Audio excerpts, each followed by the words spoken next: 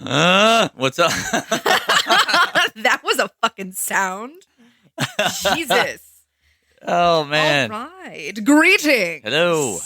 Welcome back to Morbid Mondays, your unhinged source for what the fuck moments throughout all of history, where we will take turns giving you a weekly tour through all of the gross, gory, and downright the moments in history. We're your hosts. I'm Katy. I'm Brian. All right. Let's get the fuck into it, shall we? We're rested. Yes. That's crazy. I am no longer ill.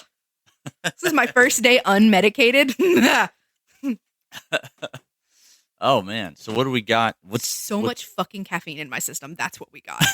Jesus Christ. I'm going to vibrate onto the next plane of existence. Save the spider tapestries. 99 cups of coffee. No one will understand that. Like, two people will hear that and be like, oh, yeah, I know what he's talking about. All right. So when I say the words Night of Terror, beyond a horror movie, okay, what pops into your head? Night of Terror? Night of Terror. Oh, fuck. No, that sounds familiar to me. It sounds Napoleonic for some reason. No. Why does that sound so because familiar?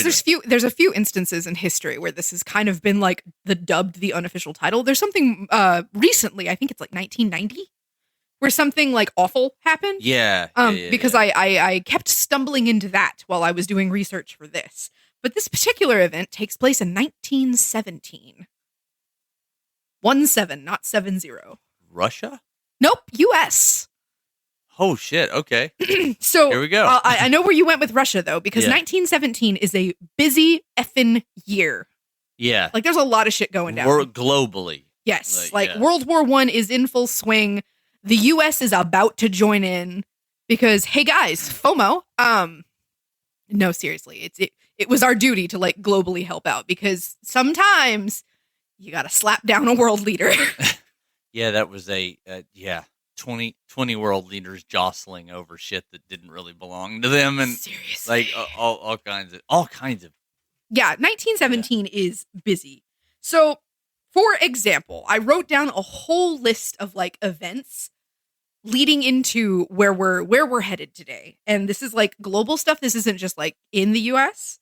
But once again, Germany continues to act out. They're picking fights with everybody. Yeah, yeah. World War I. Big yikes.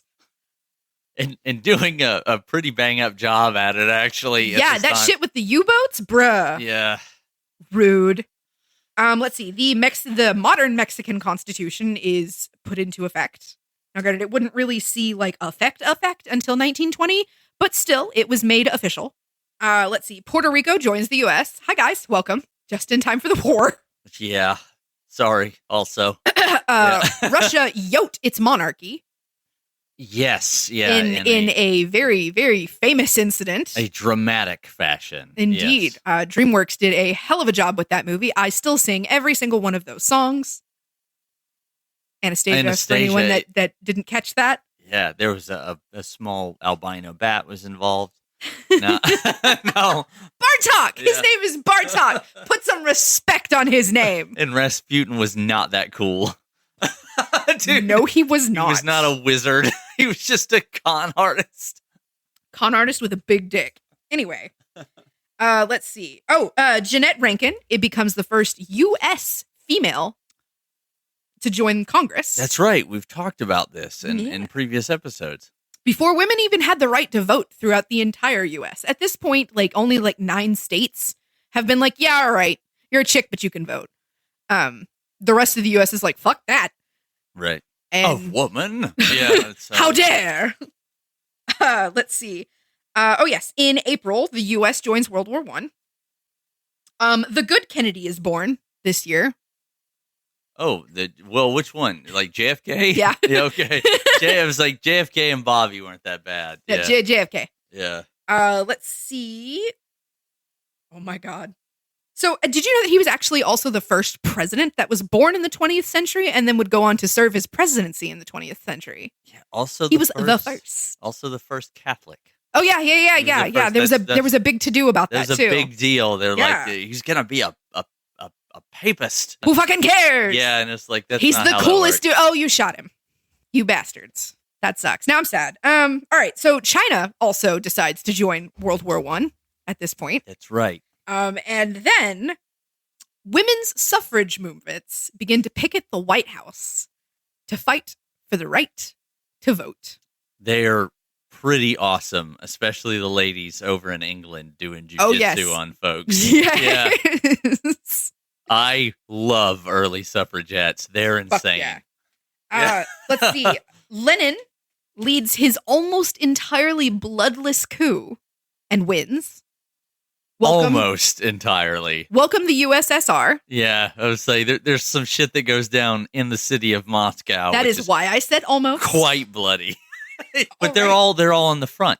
Yeah. Yeah, and then like a bunch of trained guys just roll in real fast. Yeah. With a very young Khrushchev and Joseph Stalin and all those other guys. You know your history. Yeah. God, I hope so. This is a history podcast. Yeah. Let's see. November 15th, France gets a brand shiny new prime minister. Ooh, yeah. Who's that? Do you know? I forgot to write his name down, but we're going to hang right here in November 15th because that is when 33 women that were picketing the lawn of the White House were all rounded up and arrested. Yikes. Welcome to the Night of Terror. Yes, let's go into that because I have no fucking idea where we're going from here. So to get there, I need to tell you how we got here, right?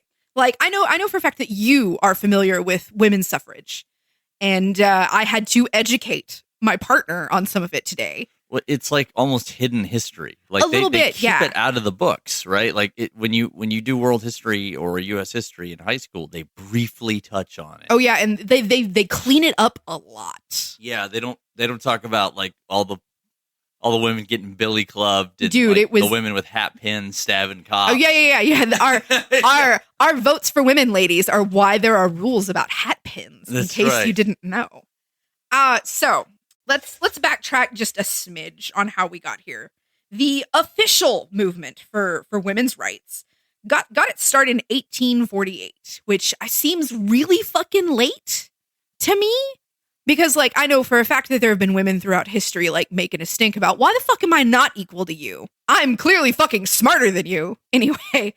We get here in America, though, we also suffer and really in the entirety of Europe, for the most part. There's a kind of austerity movement that comes along with Puritanism and everything else when it first starts. It's this weird conservative, like, wave and undertow that sucks you under, and then all of a sudden people wake up like 15 years later and go, this is stupid. Yeah. And it all goes right back. And then it goes in like shifts. Yeah. Right? It's like this big like pendulum of history where it kind of like what tried to happen here, and then all of the rest of us said, and I'm stoked about that. I really am. Like the sheer amount of pushback on the weird conservative movement, especially on social media, has been remarkably refreshing, especially for someone that is as familiar with history as you and I are. It's the only thing that gives me hope when I see people like the odd formation of modern conservatism. Yes. Where it's like certain things that your grandparents would have hated, they're now okay with. And it's like, that's a sign that things are middling out. Yeah. It's tempering itself, I think. Hopefully. Right. So in and around this area of 1848, we have such fabulous names as Elizabeth Katy Stanton. Great maiden name there, ma'am. Just saying. You spelled it wrong, but it's good. Susan B. Anthony, because who doesn't know her? Right. Yeah. She's kind of the poster child of the suffragette movement. Yes, queen. And many, many, many, many, many more. And there were names on this list as I researched. Like I was telling your wife, I say as if she's not my sister. I was telling her earlier while we were talking, because you were asleep, that I was polishing up my notes for this. And I was going down the list, and I was gonna try to shout out some more of the like fabulous names. And there were so many that I didn't know, that I had never heard of. Like, for example, Sojourn Truth.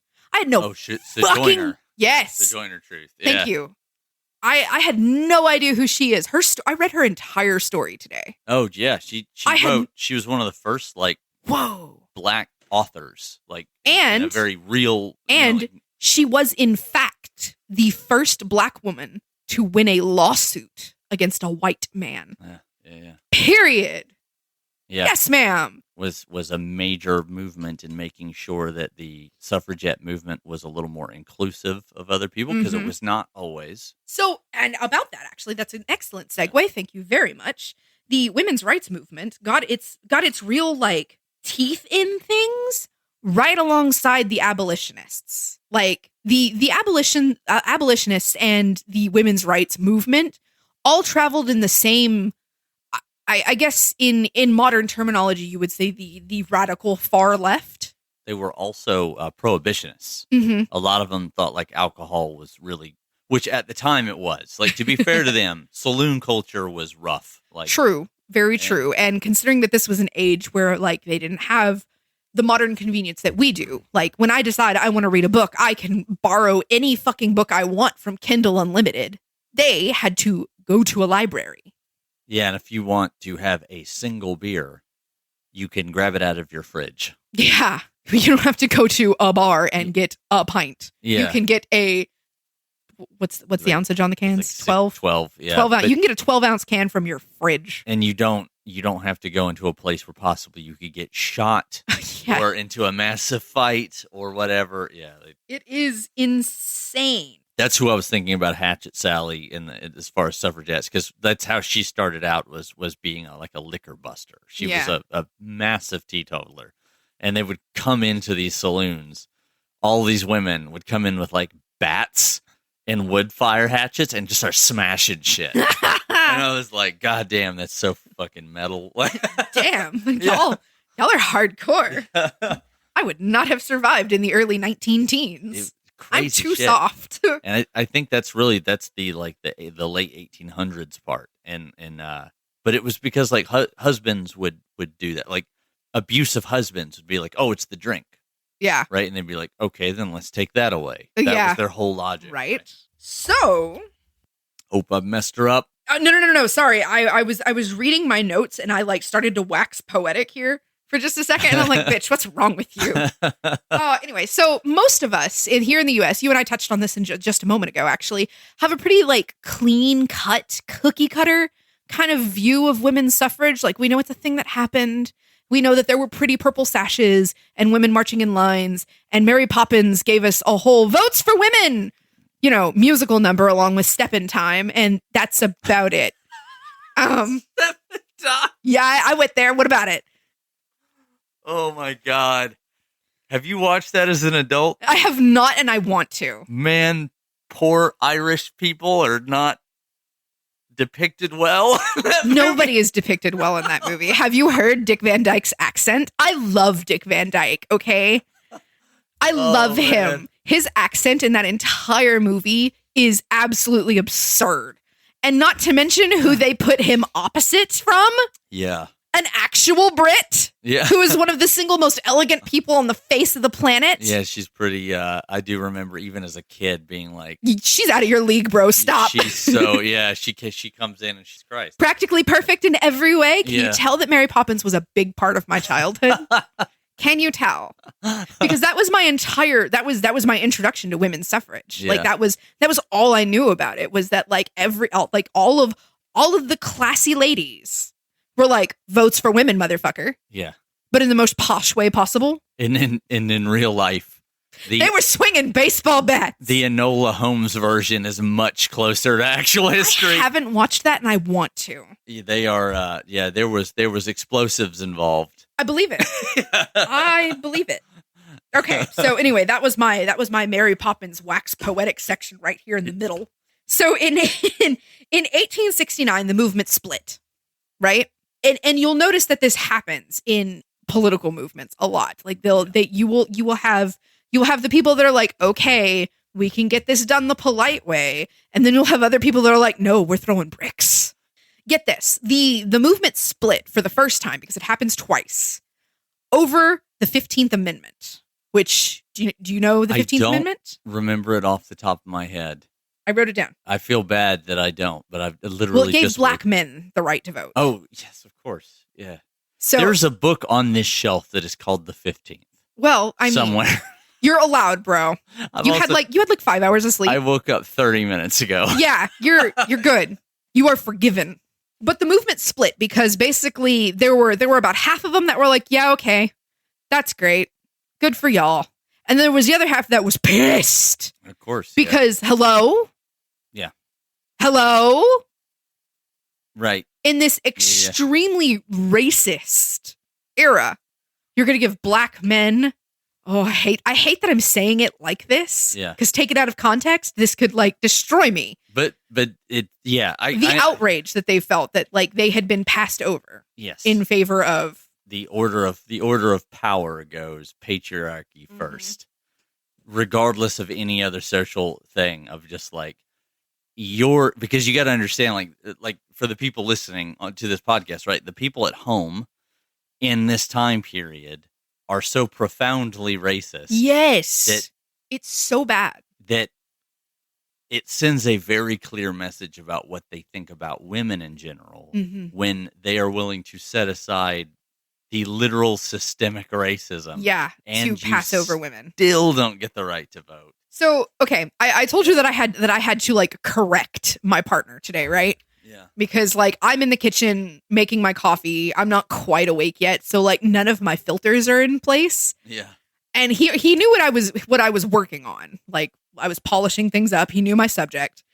And he's like, and I know he was trying to get a rise out of me, and he fucking did. Yeah. because it was 7:30 in the morning and my temper snapped. And he goes, so I don't understand. Are you for women's suffrage or against it? And when I tell you the force and the speed with which I put down the coffee creamer frightened this man out of the kitchen. Yeah. It's like, it's one of those things that happens in politics where because you have parties that are vying for power against one another, you end up making these concessions. Mm-hmm. And that what they wanted was, and now everybody gets to vote. Like in there's a very famous thing, I think by Sojourner Truth. I may be remembering this very incorrectly, and I'm sorry if I get this wrong, but there was a essay or a book called Ain't I a Woman? Yes, you are correct. Yeah, I read about that today. About like, hey, why am I not being represented in this push to vote? Right? Here's the thing that pissed me off about that he didn't know about. Like he didn't know that this was like a hot topic button for me because at the time, given the time period of the late 1800s, early 1900s, women weren't really allowed or weren't commonly allowed to have higher education. Right. I told you were right. Yeah. He just looked it up. I had to make sure I wasn't wrong on that. And there were groups.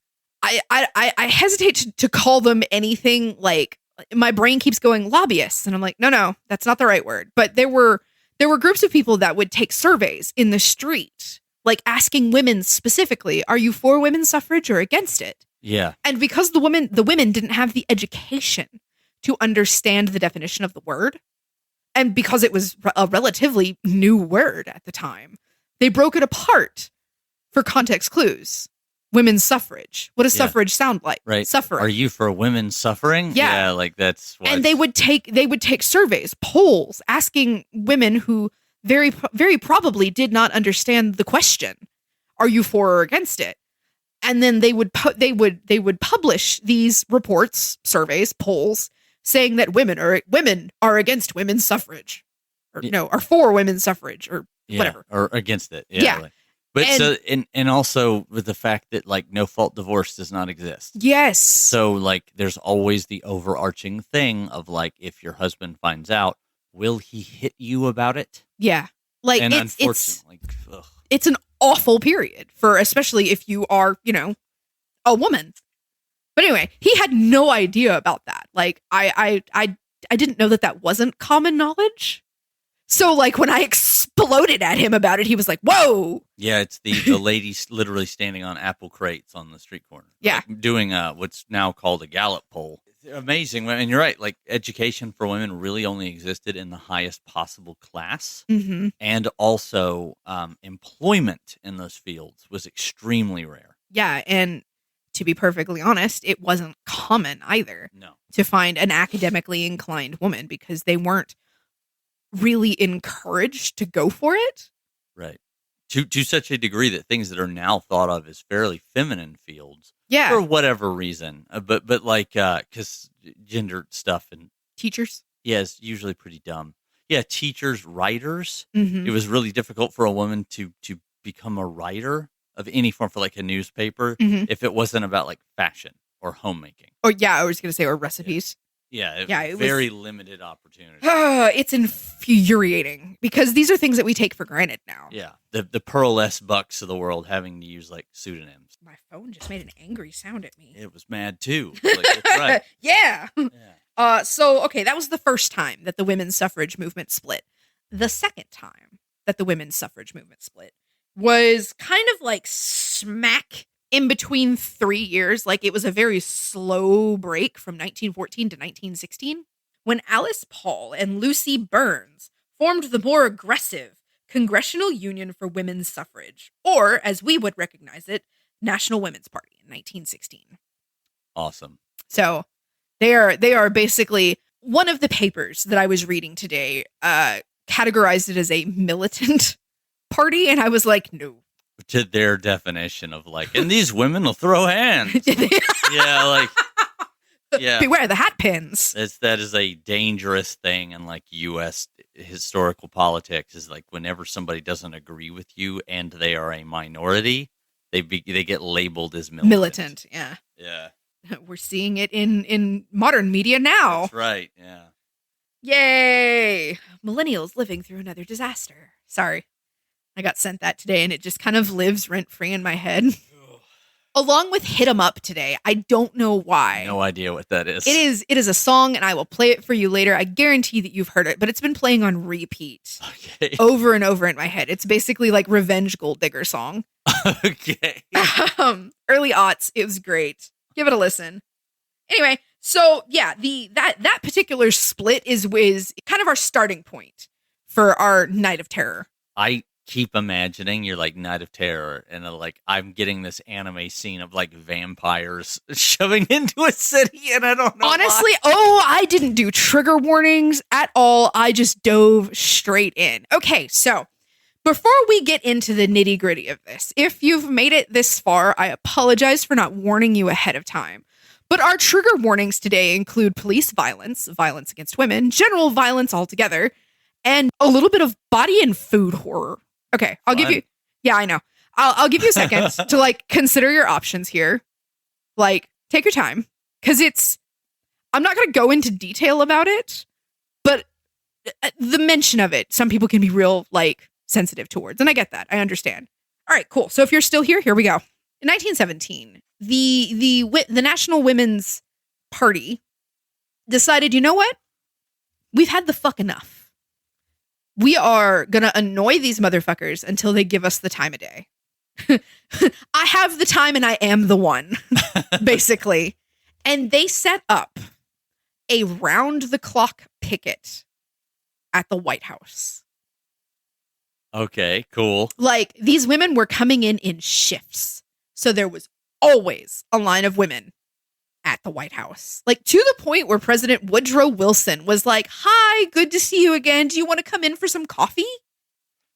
That's pretty wild. And they, of course, were like, no, we have a job to do, but thank you. Woodrow Wilson, the most polite, utterly racist individual. At this time, you know what movie he's playing in the White House? It's the first film ever played in the White House. What? This is factually correct. That's true. Yeah. It's called Birth of a Nation. It's about the Ku Klux Klan. That's serious. Oh my God. Now, there is some debate on whether or not that was the first film because, like, you know, stuff for the military is film, right? Like, and so, like, troop movements and stuff like that, you people used to make these little, like, news type reels, silent Nickelodeon films that they would show. So there's some, as I understand it, some debate over whether that's the first film, but it was definitely played by him. That's crazy. Yeah. Okay, so I know next to nothing about Woodrow Wilson beyond that he was known to be super polite. Yeah. He was relatively chill, like with the exception of that he had to join World War I and like, you know, do the draft and all of that. I knew that he was like, yeah, yeah, the 19th Amendment doesn't sound so bad. Why don't we give him? Yeah. And he tried. He tried, actually. He was like, yeah, okay, you can have the right to vote. And then the Senate was like, ha, no. Yeah, he's a perplexing individual. Yeah, because I didn't know about this rampant racism, which I guess I should have suspected considering the time period. Yeah, he looks like a professor. I don't want to derail this anymore about Woodrow Wilson, but he was a bit of a shit sometimes, but a complicated guy. Yeah, like, well, as most human beings are, yeah. But I'll give him what little credit is due where it is due. All right, so the U.S. entered World War I, and people like. The general attitude in the U.S. was, yeah, we'll go in and we'll set this shit straight. We're kind of an arrogant nation, guys. Yeah. And by kind of, I mean we are. Yeah. And in this particular instance, though, we weren't wrong. We were right. We came in, everybody was fighting these neat, like, trench rows and all that stuff. The reason why America did so well is that we came in late. We came in with like 100,000 guys. And we were fresh. And then we just went, go that way. And we took 100,000 people and just pushed one way. Yeah. And we came in ready to fuck shit up. Yeah. We were fresh. We had new technology. And we really had been there the whole time fighting for France. A lot of airmen. We had been helping out with France. That's true. So basically the general attitude in the US right now is, yeah, the government. Woo! I feel unclean. No, yeah. That's the vibe generally right now. And the deeper in that we get, like as the months pass, the more the public is kind of like at the open protest and the open criticism of the US that our suffragettes were doing. While this is a topic worth standing on business for. Too much time on TikTok. 10 toes down. Huh? 10 fucking toes down. It is worth it.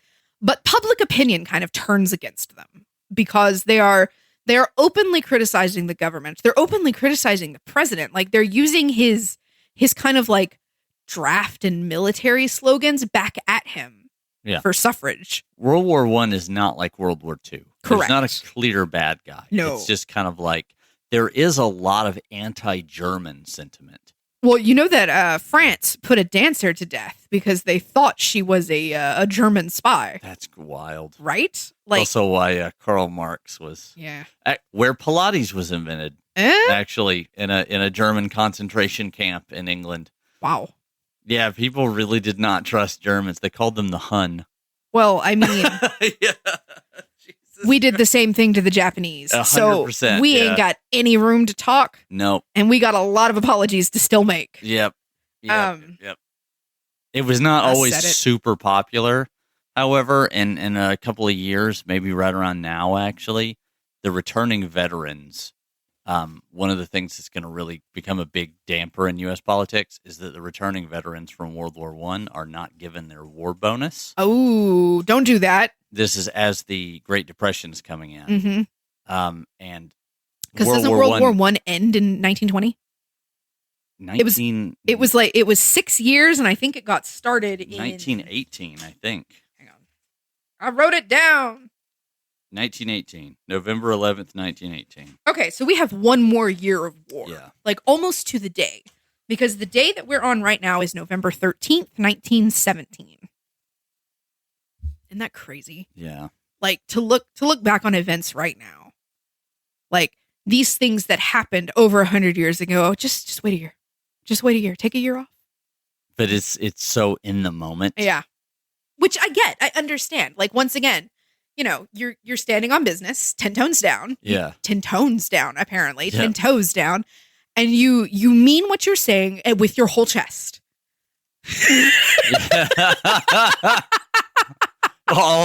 You just ran through lingo. I fucking did. But yeah, it's like they are starting to be associated. Is if I remember this correctly, and please correct me if I'm not Continue. Right. I know that later on the suffragettes are going to be involved with union labor. Yes, and so they are starting to be seen as a leftist group. Yes. Oh, they were always seen as a leftist socialist group. Because once again, they were kind of lumped in and grouped in with the abolitionists. And right. I don't know if you remember or not. You weren't there, but you've studied. The abolitionists weren't popular. They still won. Yeah. But yeah, blood, sweat, and tears. Yeah. I mean, like, it was an ordeal. So, in November 13th, 1917, 33 women are picketing the White House when they are quite suddenly arrested, charged with obstruction of traffic, and hauled the fuck off to jail. Obstruction of traffic is great. And I imagine a couple of them, the real feisty ones, for hysteria. Oh, well, I didn't read that, but probably. So, now, as we know, these are bullshit charges, and they literally should have been held for 24 hours and released. Like, no, this is a bullshit charge. Yeah, we're busting up a riot. Get out of here. Yeah. And it's not even a riot. It's literally a peaceful protest. Like, they're just hanging out. They're standing or sitting there, like, having tea. They're chilling. They're literally just chilling with their little signs. Well, okay, they were big signs. They were banners. I've seen pictures. But, like, in dresses with big hats. Yes, they look so terribly, like, post-Victorian.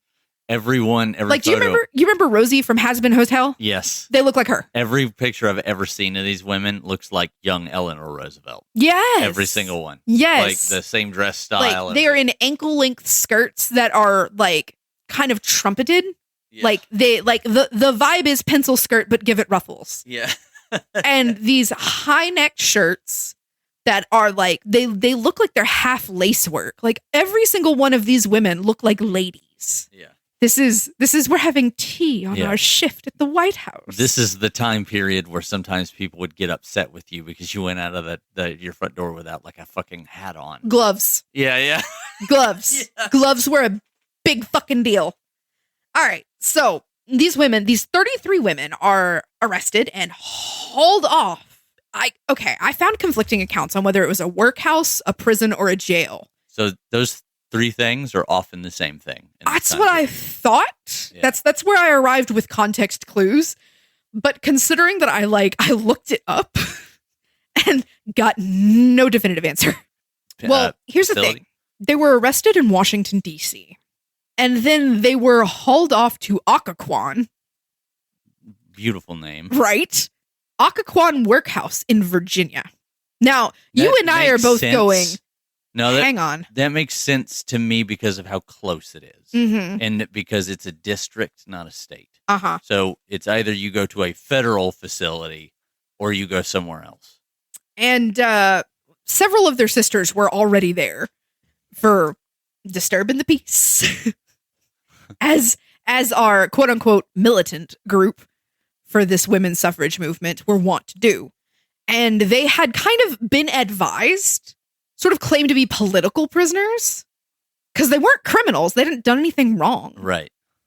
And so when they get there, they're like, we want to be treated like political prisoners. We want representation. All of the reports coming from this are coming from the women themselves. So it is entirely possible that they are biased. In fact, I would discredit them if they claim to not be biased. But according to the reports, smuggled out on scraps of paper, they were being reasonable with the superintendent of said prison, who apparently lost his shit at their quote-unquote demands. At which point, he essentially said, sick 'em, to his 40-plus male guards.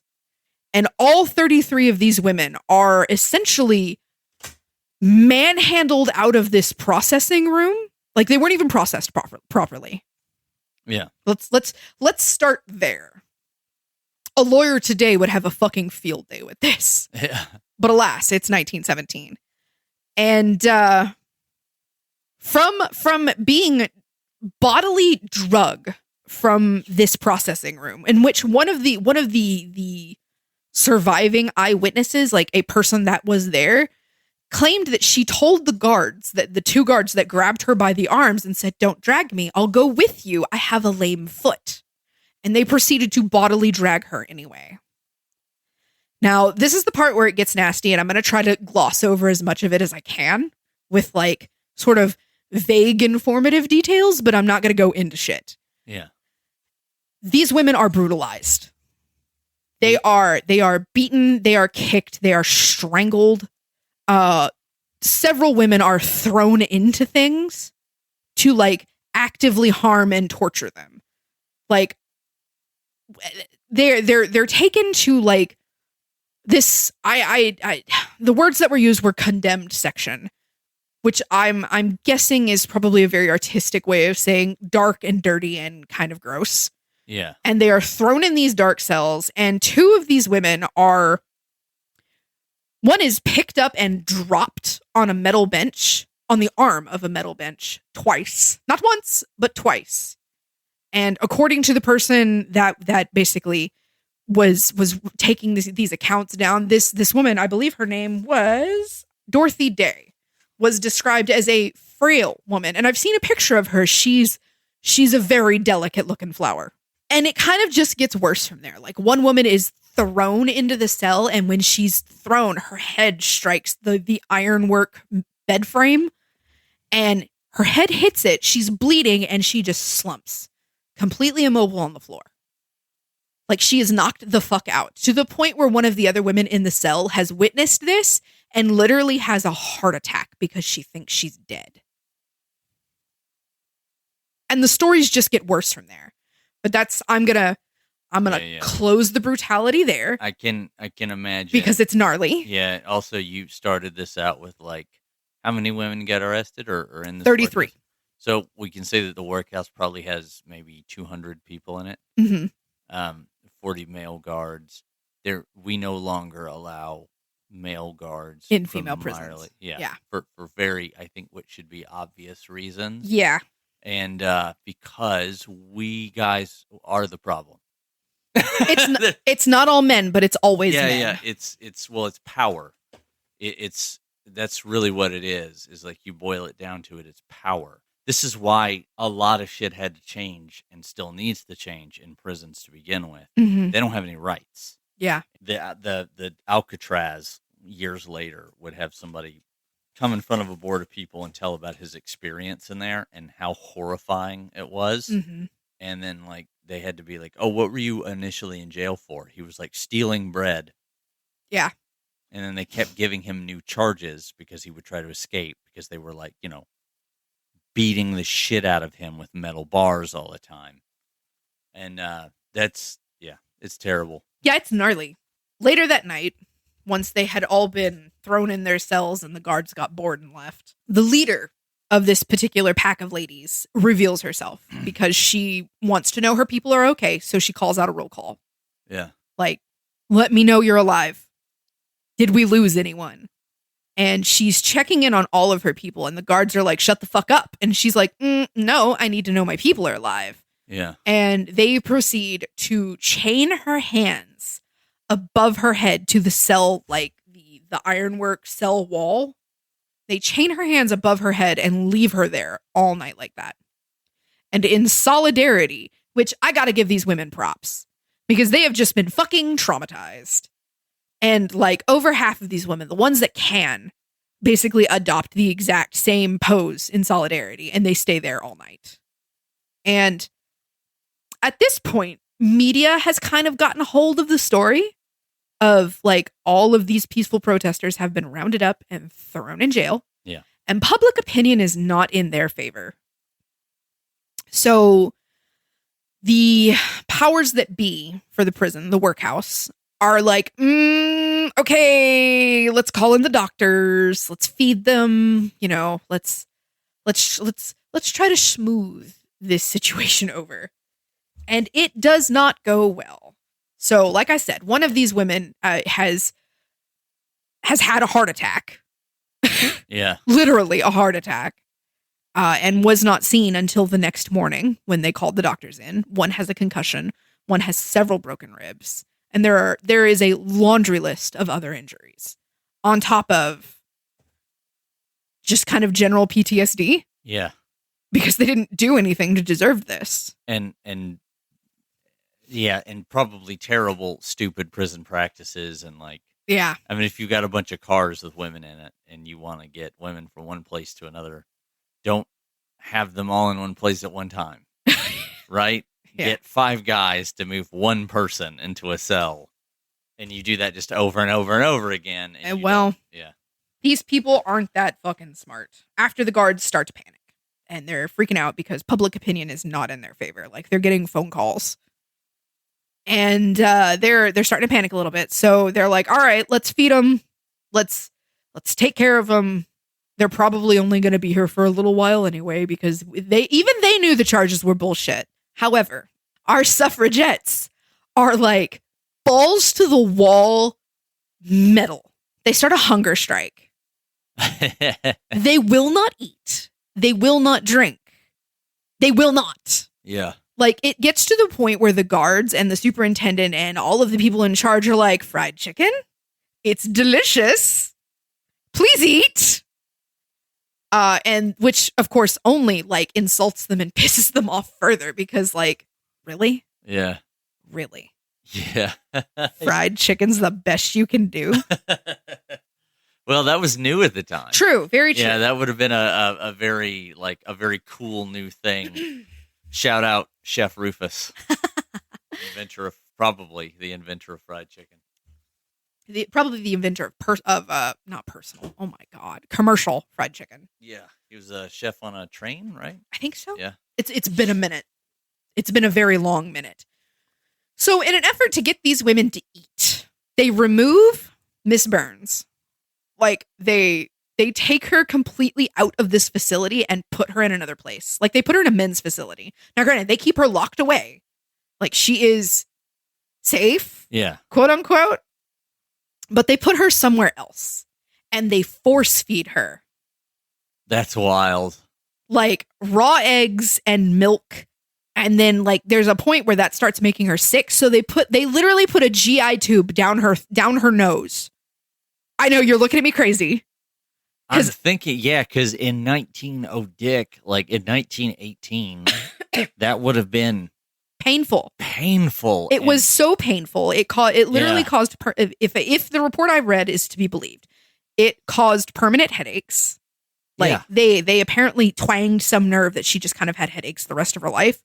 And while she had it, she had horrible, like, hemorrhaging nosebleeds. Yeah, because they probably scraped the fuck out of everything. Because normally people do this as a last resort, not while you're awake. So public opinion of this roundup continues to plummet. Like, the powers that be are in fucking trouble because the general public, who was like, at first, because they were criticizing the government, are now like, yo, whoa, hang on, hold up. Wait a minute. This ain't right. Yeah. And they're making their opinion known. Public opinion of this roundup and what little news was leaking out of the prison was so poor that the women were eventually moved from the Occoquan facility in Virginia back to D.C.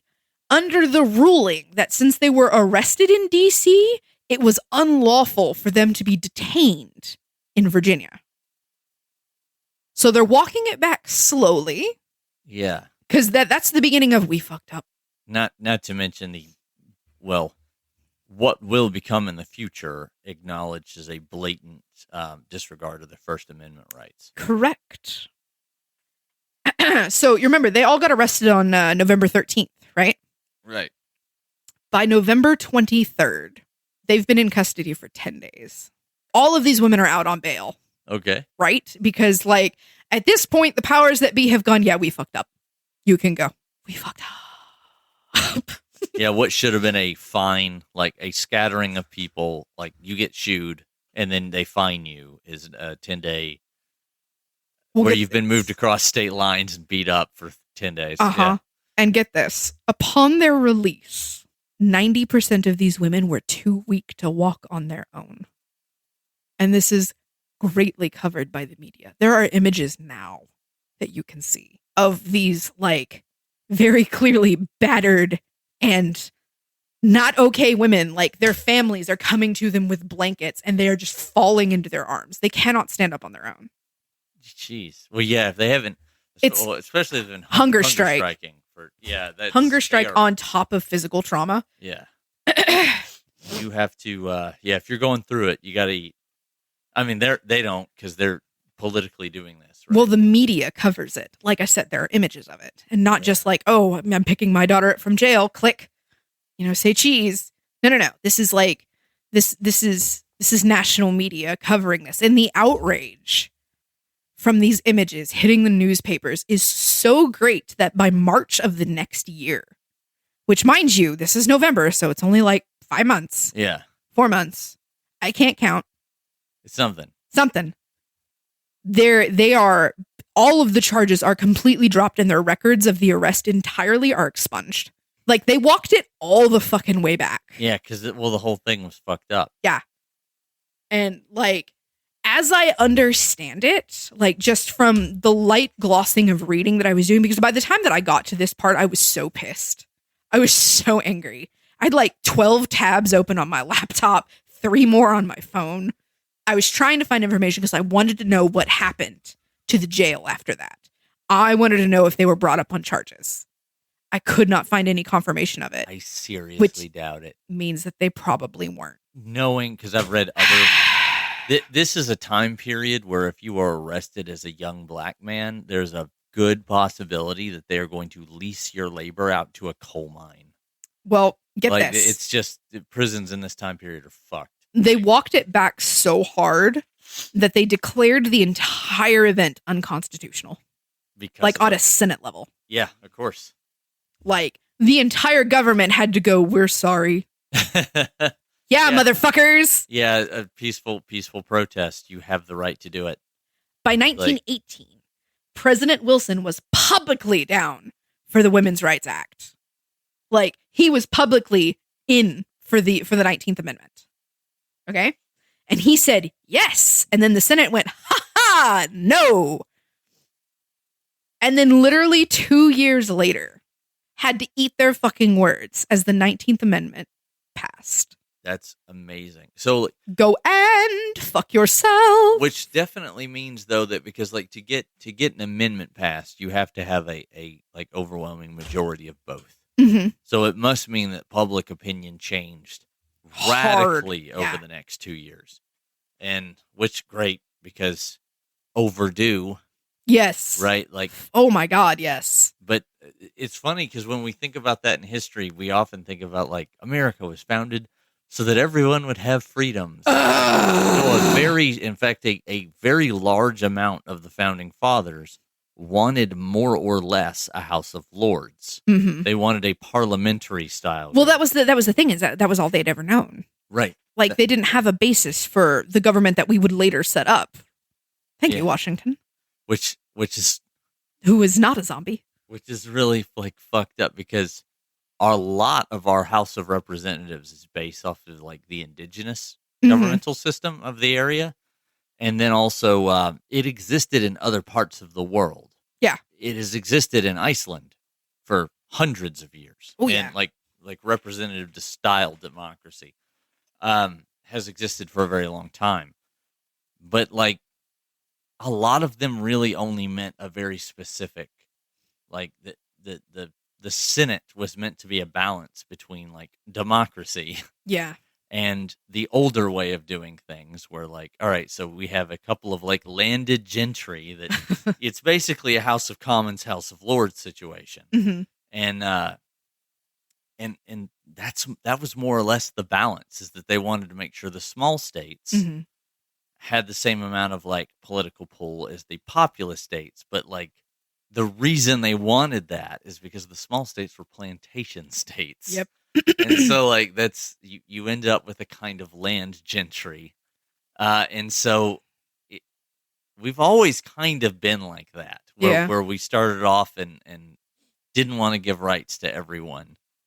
And everyone had to fight for this shit. And the early 1900s is 100% like if you are an immigrant, if you are the wrong color, if you are a woman, if you are a worker, if you're part of the labor class. Oh my God, yes, that's always pissed me off because like, how are you gonna discriminate against the people that keep your country running?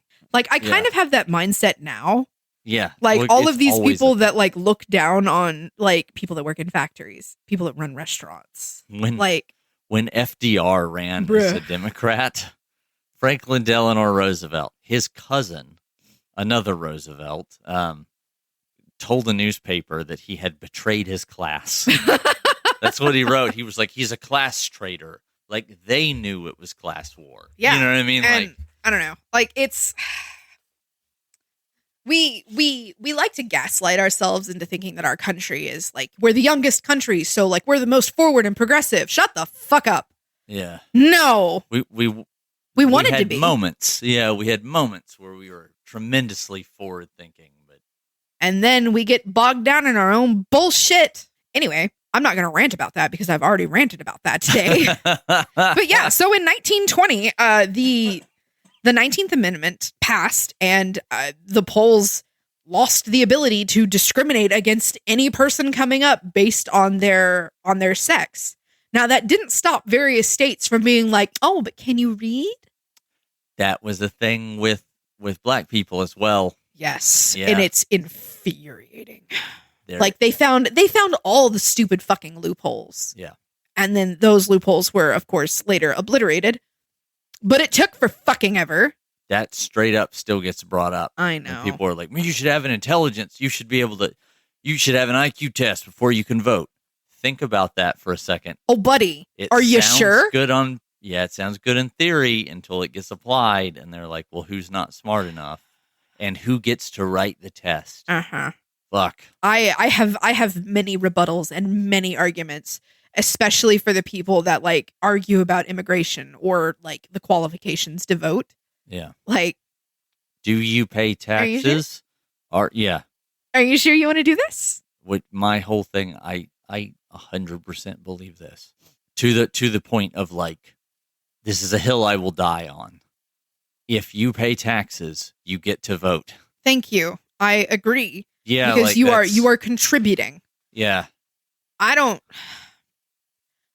recently had this argument with my father, who is a product of his generation. I don't love him any less, even if I loathe what he thinks are his politics. But I very recently had a conversation like this because we got into a rather heated, I hesitate to call it conversation, but it wasn't quite a dispute. Yeah. It was a charged conversation about the ICE stuff going down. And I was like, you realize that everything coming out of my mouth is a result of your upbringing, right? Everything that I say is what you taught me. I learned this from you. I speak 5 languages because you taught me to. Yeah. Because you said respect other people. Yeah. What happened? Why, what? It's the fear of, like, cultural change. And, like, I understand. I no longer speak 5 languages. Yeah. Let me just put that out there. I did when I was younger. Your girl was a polyglot. Yeah. Not anymore. I 100%, but, like, I get why people don't want, to amend my statement about if you pay taxes, you get to vote, right? I get why people are like, well, you need to be a citizen to vote, like state or federal. I get that because it keeps large amounts of people from coming and voting and leaving. Yeah. Right? In a worst case scenario, which is always what you think about when you write laws. You think about the worst case scenario. So it's like, all right, or cities, right? You get people, you don't want people from Houston coming down to vote and then leave. Yeah. Right? Like, because they want to influence. That's why we have our own districts. Right. Like, you register to vote and then you get told this is your district and this is the place you go vote. Yeah. Problem solved. That way it cannot be rigged as easily. I can't go to Victoria and vote. Right. Because you feel like let's say you're a very powerful, wealthy person in one city and you need the laws changed so that you can expand your bullshit. Yeah. Right? Like, you can't hire a bunch of people to go over there and vote suddenly and then leave. Right? Yeah. Like, or vote you into power. Because that's another thing. You could have all your friends come from everywhere and vote you for power. So, like, they came up, they had these arguments centuries ago about why you really should need to be a citizen of an area or need to be known in an area before you vote and all that kind of shit. But, like, I understand the legal stipulations that we have. I don't get that. I don't understand. What I don't understand, however, is certain people ought to be made ineligible to vote because they got into a bar fight when they were 20 and now they're a felon and can't vote. And I'm like, People change. yeah. That is the nature of humanity. And I don't understand. That sounded super philosophical. I feel so smart. Yeah. Oh my God. I just said that.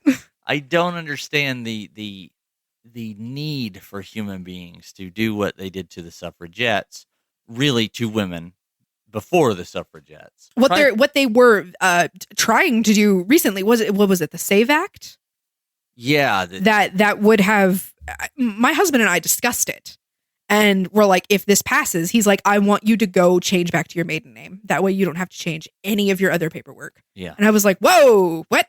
Because if your paperwork doesn't match, you can't fucking vote. Yeah. It essentially, endangers women's right to vote. Yep. It also, it's largely aimed at like, because people have brought this up. It's aimed at people who have transitioned. It's aimed at people who, and it's like, bro, it's a shotgun approach. It's going to hit so many people. And the sheer number of people that didn't understand that okay. If I say that, I'm going to launch into another tirade, and I'm not going to do that because we are running on limited time today. So I'm going to agree with you. Yeah. Look at me. I'm so proud of myself right now. The sheer number of people that don't understand that, like, you hate this particular group of people, but in the hating of that group of people, in the discrimination thereof, you are also laming yourself. Yeah. Do you not realize that? Yeah. All of these conservative leaning people who are like, yeah, let's throw those laws into effect. Tell me, does your driver's license match your birth certificate? Right. Because I'm going to tell you right now, Miss Marianne Smith, you weren't born Miss Marianne Smith. You were born Marianne Howard. Yeah. And you've never needed to change your birth certificate to match anything. What the fuck? Yeah. You not only... And there's a snowball thing to this, because when you make these laws, I really do worry about... We've already lost bodily autonomy. Yeah, because now there's like precedent for like, well, the government can do this. Yeah. So what if you want to change like inheritance? Like, what if one of the most powerful lobbies in the country, which is insurance, wants to suddenly say, well, there's a paperwork issue here so we don't have to pay out the $1 million life insurance policy. Exactly. I don't know that will ever happen, but I do know that it is a possibility. You have now opened the gateway for it, because there is now a discrepancy with your name. And dude, any one of these steps back is like, I get time to change and it scares people. But like, fuck. I'm going to rat myself out here because I am an anxious individual and I mask it very, very well. But when this started to come down, like when it became a thing, I had a full-blown, like, shaking on the floor panic attack, because if I don't change my name, if I keep my married name, I can't vote. If I do change my married name, what's to stop them from taking me away from my husband? Yeah. And I get that is like a sci-fi worst case scenario. But the fact that someone's already thought of it. Hello, Handmaid's Tale. Yeah. Yeah. Yeah, dude, I fuck, man. And like, not to be an alarmist or anything, but like, get out there and vote. Yeah. On all of these issues. Don't. Yeah, not just the national one. All the way down. Don't let them do it. It is. It shocks me. It will always shock me, because I think maybe some of our listeners are going like, why are y'all branching off and all this kind of stuff? Because to us, it's women's rights. It's related. It's all related, right? To me specifically, it's women's rights, and that's what this entire episode was about. Now, granted, it was about the women's right to vote, but it still boils down to women's rights for me. Yeah. And then it's like, if they take rights away from us, what's to stop them from starting to take them away from you too? That's 100%. That's how it starts. Once you declassify one gender or one people as less than people, it snowballs from there. Yeah, and it could work the other way around too. Like, as a guy, right, you go through this most of your life where people tell you like what a guy's supposed to be. Yes. Where I'm from, what a guy is supposed to be often makes people do relatively irrational things. And what I mean by that is, like, I went to school with a lot of guys that were very good at school. They had an opportunity to go to a university with scholarship and all that kind of stuff. And a lot of them chose career fields that are not really that lucrative, or the military, not necessarily because they wanted to serve their country, but because it was the masculine thing to do. That's right. Yeah, it put them in a direction because they thought that's what they were, because society told them that's what they were supposed to do. And it's like, yeah, while that in itself doesn't necessarily lead them into like a harmful place, right? It is a marker of, like, there's an invisible line that just put you into a class. Right? And you, societal pressure defined you. Yeah, right. You didn't make a decision. You let the box make a decision for you. And that's how you wind up with, like, social stratums, where you say, well, these people are supposed to do this kind of job. That I always get squicked by that, because I'm like, because it doesn't apply. It didn't apply to the 1%ers of my community. It never did. It only applied to the people at the bottom. And that's always how that shit works. I worry about the erosion of women's rights in specific, because they often come from a place of a kind of pseudo-traditional values that never really existed. It was an ideal that was made up. Yeah. And it was never truth. Yeah, because it's like, well, who's, in America, we're this big melting pot culture, right? And, yeah. And they say, well, people back then used to act this way. Well, not my people. My people are fucking Scandinavian. Yeah. It's like that. Where was my family at this particular time? Yeah. Like, I don't know. Let me check the map. Right. Yeah. It's like, because one side of my family has only been here for 2 generations. Yeah. And the other side may have been 3 or 4. Coming from a wide, diverse pathway, right? Yeah. So, like, what does that even mean? Of just like, well, I understand their point on this very, very, like, vague level, but at the same time, no, because they don't have to. We don't live in the fucking 1700s. Exactly. And we certainly don't live in the Stone Age or the hunting and gathering age anymore. Right. We've gone past that. How about we evolve our social standards with it? This is the funniest part about me. Like, the funniest part of the things that I hear all the time, where they're like, men are supposed to be hunters and protectors. I was like, I've never had to hunt in my entire life. Meanwhile, I, on the other hand. Yeah. I am proficient with both rifle and bow. Yeah, I've been hunting. Don't particularly enjoy it. And so I was just like, but I don't have to. Yeah. I've met many women that are very, very physical in their jobs and work construction and automotive. Hell yeah. Yeah, and all that kind of stuff, and have never had kids, and yet society didn't fucking collapse. You know what I mean? Like, it didn't freak anybody out. They're really good at their job. Yeah, I don't understand. I've never really understood it. Like, by the traditional standards of, like, you follow your parents' pathways in life because it's how you're raised. I either would have gone into the military and been medical, or I would have been medical. No, thank you. Right. The knowledge is there, but I don't have the drive or the passion for it. I'm not as nice as my mother, nor am I as organized as my father. No! I'm an artist! I write and I draw shit. It would lead to some very interesting sutures. Fucking just embroidering shit. Okay, I think we're fucking done because we're just riffing at this point. Yeah, we're going off on weird, need more caffeine tangents. So yeah, that was the Night of Terror. That's so crazy. Women's suffrage. If you just keep pushing, yep, you'll win eventually. Right. So never give up. Because their argument is just still, but it's the way we've always done it. Yeah, that's their only argument. Take the traditionalists and throws them out the window. Yeah. That was a TRF reference that nobody but like 4 people's gonna get. Not to like to revisit like harsh subjects or whatever, but this time period of like the early 1900s is such an interesting thing, because on one hand, when the people are like, they're violent, crazy leftists, some of them are.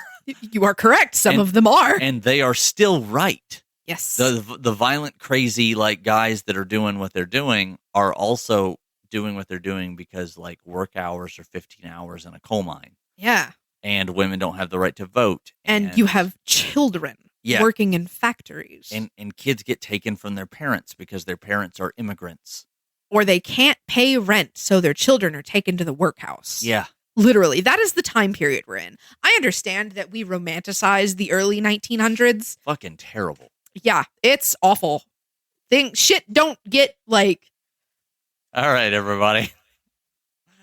Thank you for joining us on this horrific trip into the early 1900s and American history, which I find that I've been doing a lot of those lately. Yeah. Anyway, thanks for joining us, Brian. Thank you for being a good sport about me trying to, like, wrangle my temper back into stay on topic. I could tell you were mad. I could definitely tell you were mad because we got to what had actually happened and it became very short. And I was like, oh man, she's mega pissed. Yes. Trying not to talk. I am not going to continue the thought process that's going in my head. Also, my throat is so dry and I'm over here like drinking 50 ounces of water. Jeez. You mean, so I take it that grabbing up 40 women, beating the shit out of them, and throwing them into jail in Virginia, not on your list of things you like. No, not at all. No, for the crime of standing around in petticoats. Literally, the president himself was like, "Hey, y'all want to come in and have coffee, tea, and cookies? Yeah, y'all want to come chill inside? It's hot." Like, I've met people who during protests, I'm like, yeah, if they got arrested, I wouldn't agree, I would want them out. But also, like, I would understand because they're like yelling obscenities at people and throwing things. But like peaceful protest done correctly, there's no fucking reason for that. Yeah, I just no fucking reason. Anyway, it's not like any of those bitches had like baseball bats typed to their signs. Yeah, that is a mirror directly at myself. Only mine was a cricket bat. Yeah. Anyway. Just not wrap myself out here. You got to understand a crumpet. Okay. There's a joke 5 people are going to understand. No. All right. And on that note, thank you for joining us. We appreciate you so much. Bye. Hey, this is Brian from Morbid Mondays. If you like the show, please consider stopping by at our Ko-fi account. That's ko-fi/Morbid Mondays. It's $1 a month, or just any one-time tip. And if you would like to help us fund our future endeavors or just want to show a little bit of appreciation, awesome. Thank you so much for listening. And if you don't, whatever. Have a great day. Thank you so much for listening.